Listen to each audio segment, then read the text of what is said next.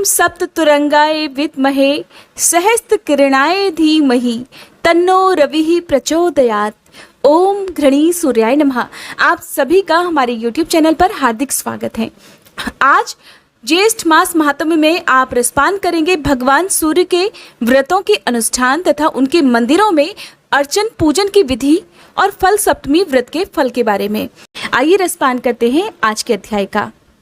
दिंडी ने श्री ब्रह्मा जी से पूछा, हे ब्राह्मण, आपने आदित्य क्रिया योग को मुझे बतलाया, अब आप ये बतलाने की कृपा करें कि भगवान सूर्य उपवास से कैसे प्रसन्न होते हैं। उपवास करने वालों के लिए क्या क्या नियम हैं, क्या क्या त्याज्य हैं, आराधना में क्या क्या करना चाहिए, इनका आप विस्तार पूर्वक वर्णन कीजिए। दिंडी की बात सुनकर श्री ब्रह्मा जी इस प्रकार बोले कि हे दिंडिन, भगवान सूर्य पुष्प आदि द्वारा पूजन करने से ही प्रसन्न हो जाते हैं और उत्तम फल देते हैं। पापों से रहित होकर सद्गुणों का आश्रय ग्रहण कर सभी भोगों का परित्याग करना ही उपवास कहलाता है। अतः ऐसे उपवास से क्यों नहीं मनोवांछित फल प्राप्त होगा। 1 रात, 2 रात, 3 रात या नक्त व्रत करने वाला निष्काम होकर उपवास कर मन, वचन और कर्म से सूर्य नारायण की आराधना में यदि तत्पर रहे तो ब्रह्मलोक को प्राप्त कर सकता है। यदि साधक किसी कामना से दत्त चित्त होकर भगवान सूर्य की उपासना करता है तो प्रसन्न होकर भगवान उसकी मनोकामनाओं को पूर्ण अवश्य कर देते हैं। अंधकार का नाश करने वाले जगदात्मा सूर्य नारायण की तन्मयता पूर्वक आराधना के बिना किसी भी प्रकार की सद्गति नहीं मिलती। अतः पुष्प, धूप, चंदन, नैवेद्य आदि से भक्ति पूर्वक सूर्य की पूजा और उनकी प्रसन्नता के लिए उपवास करना चाहिए। उत्तम पुष्प के न मिलने पर वृक्षों के कोमल पत्ते अथवा दूर्वांकुर से ही पूजन कर लेना चाहिए। पुष्प, पत्र, फल, जल जो भी यथाशक्ति मिले उसे ही भक्ति और श्रद्धा के साथ भगवान सूर्य को अर्पण करना चाहिए। इससे भगवान सूर्य को अतुल तुष्टि प्राप्त होती है। सूर्य नारायण के मंदिर में सदा झाड़ू देने पर धूलि में जितनी कणिकाएं होती हैं उतने समय तक सूर्य के समान होकर वह स्वर्ग में रहता है। मंदिर के छोटे से भाग का भी मार्जन करने पर अर्थात साफ सफाई करने पर उस दिन के पाप से व्यक्ति मुक्त हो जाता है। जो गोमय से, मृत्तिका अथवा अन्य धातुओं के चूर्णों से मंदिर में उपलेपन करता है वह विमान पर चढ़कर सूर्य लोक में जाता है। मंदिर में जल से छिड़काव करने वाला वरुण लोक में निवास करता है। जो लेपन किए हुए मंदिर में पुष्प बिखेरता है वो कभी दुर्गति को प्राप्त नहीं होता। मंदिर में दीप प्रज्वलित करने वाला व्यक्ति सभी ऋतुओं में सुखप्रद सवारी प्राप्त करता है। ध्वजा चढ़ाने वाले के ज्ञात और अज्ञात सभी पाप पताका के वायु से हिलने पर ही नष्ट हो जाते हैं। गीत, वाद्य और नृत्य के द्वारा मंदिर में उत्सव करने वाला उत्तम विमान में बैठता है। गंधर्व और अप्सराएं उसके आगे गान और नृत्य करती हैं। जो मंदिर में पुराण का पाठ करता है उसे श्रेष्ठ बुद्धि की प्राप्ति होती है और वह जातिस्मर अर्थात सभी जन्मों की बात जानने वाला हो जाता है। दिन सूर्य की आराधना से जो चाहो वो प्राप्त कर सकते हो। इनकी आराधना से कई लोग गंधर्व, कतिपय विद्याधर, कतिपय देवता बन गए हैं। देवराज इंद्र ने इनकी आराधना से ही इंद्रपद प्राप्त किया है। ब्रह्मचारी, गृहस्थ और वानप्रस्थ और स्त्रियों के ये ही उपास्य हैं। जितेंद्रीय सन्यासी भी इनके अनुग्रह से ही मुक्ति को प्राप्त होते हैं क्योंकि ये ही मोक्ष के द्वार भी हैं। इस तरह सभी वर्ण और आश्रमों के आश्रय और परम गति भगवान सूर्य ही हैं। हे दिनदिन, अब मैं काम्य उपवास और फल सप्तमी का वर्णन करता हूँ। फल सप्तमी का व्रत करने से सभी प्रकार के पाप नष्ट हो जाते हैं और सूर्य लोक की प्राप्ति होती है। भाद्रपद मास की शुक्ल चतुर्थी को अयाचित व्रत कर पंचमी को एक बार भोजन करें। षष्ठी को जित क्रोध जितेंद्रिय होकर पूर्ण उपवास करें और फिर भक्ति के साथ सभी सामग्रियों से सूर्य नारायण की पूजा करें। रात में भगवान सूर्य के सम्मुख पृथ्वी पर शयन करें। सप्तमी को सूर्य भगवान का ध्यान करते हुए प्रातः उठकर स्नान पूजन करें और खजूर, नारियल, आम, मातुलुंग आदि नैवेद्यों का भोग लगाए और ब्राह्मणों को दे तथा स्वयं भी प्रसाद के रूप में उन्हें ग्रहण करे। यदि ये फल ना मिले तो शाली अर्थात चावल का या गेहूं का आटा लेकर उसमें गुड़ मिलाएं और घी में पकाकर उनका ही भोग भगवान सूर्य को लगाएं। फिर हवन कर ब्राह्मणों को भोजन कराएं। इस प्रकार 1 वर्ष तक सप्तमी का व्रत कर अंत में उद्यापन करें।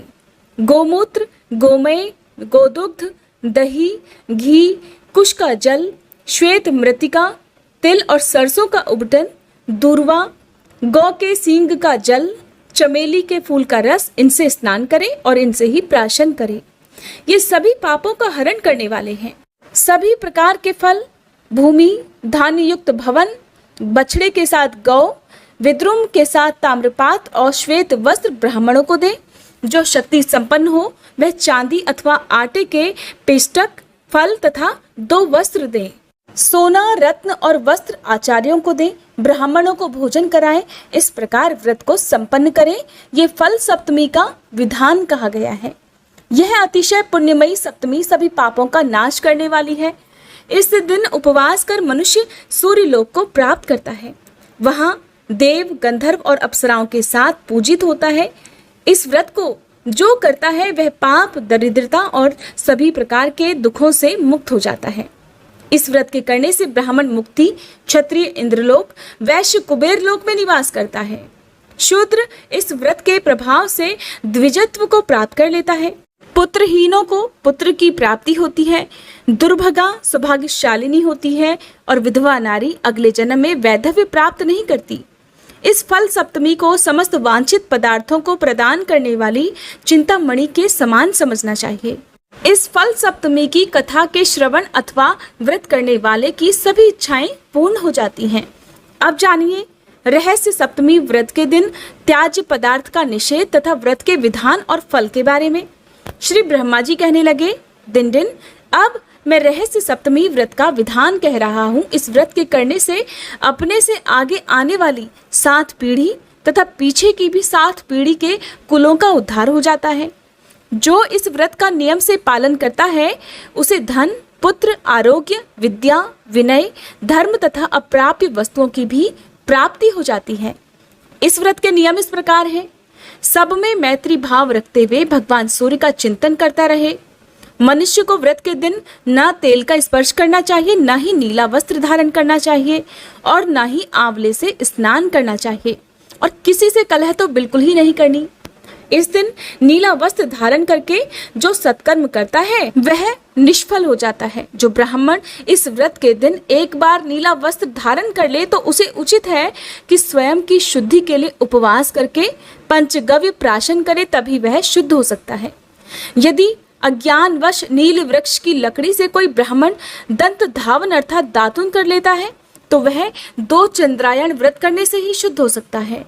और इस दिन रोमकूप में नीले रंग के प्रवेश करने मात्र से ही 3 कृच्छ चंद्रायण व्रत करने से शुद्धि संभव है। जो व्यक्ति प्रमादवश नील वृक्ष के उद्यान अर्थात बगीचे में चला जाता है वह पंचगव्य प्राशन से ही शुद्ध होता है। जहाँ नील एक बार बोई जाती है वह भूमि 12 वर्ष तक अपवित्र रहती है। रहस्य सप्तमी व्रत के दिन जो तेल का स्पर्श करता है उसकी प्रिय भार्या नष्ट हो जाती है, अतः तेल का स्पर्श नहीं करना चाहिए। इस तिथि को किसी के भी साथ द्रोह और क्रूरता भी करना उचित नहीं है।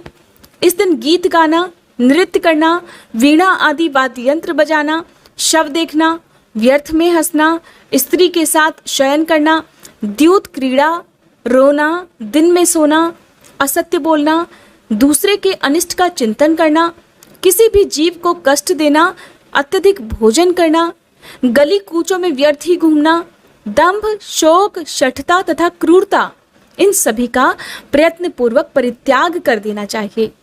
इस व्रत का आरंभ चैत्र मास से करना चाहिए।